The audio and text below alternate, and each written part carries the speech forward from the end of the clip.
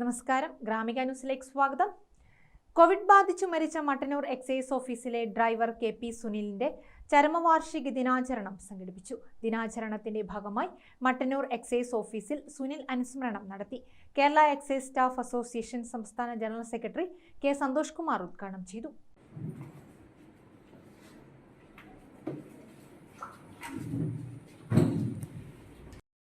കാഞ്ഞിലേരി ആ പ്രദേശത്തേക്ക് രാത്രി റെയ്ഡ് വന്നതാണ്.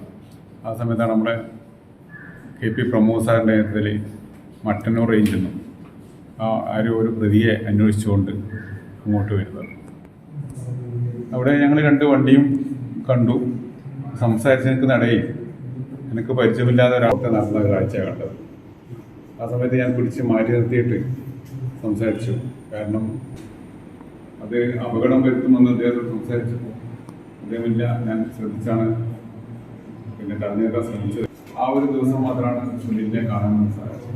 സുനിലിന്റെ 4ാം ചരമവാർഷിക ദിനത്തിന്റെ ഭാഗമായി കേരള എക്സൈസ് സ്റ്റാഫ് അസോസിയേഷന്റെ ആഭിമുഖ്യത്തിലാണ് അനുസ്മരണം സംഘടിപ്പിച്ചത്. അസോസിയേഷൻ ജില്ലാ പ്രസിഡന്റ് K. രാജേഷ് അധ്യക്ഷനായി. ജില്ലാ സെക്രട്ടറി K. പ്രനിൽകുമാർ, സംസ്ഥാന കമ്മിറ്റി അംഗം നെൽസൺ തോമസ്, നേതാക്കളായ Sukesh Pinarayi, VC Sukesh Kumar, CP Shaji, K. Sarath, excise ഉദ്യോഗസ്ഥരായ K. Uthaman, Benhur Kottathulappil, K. Anandakrishnan, KP Sanesh എന്നിവർ സംസാരിച്ചു.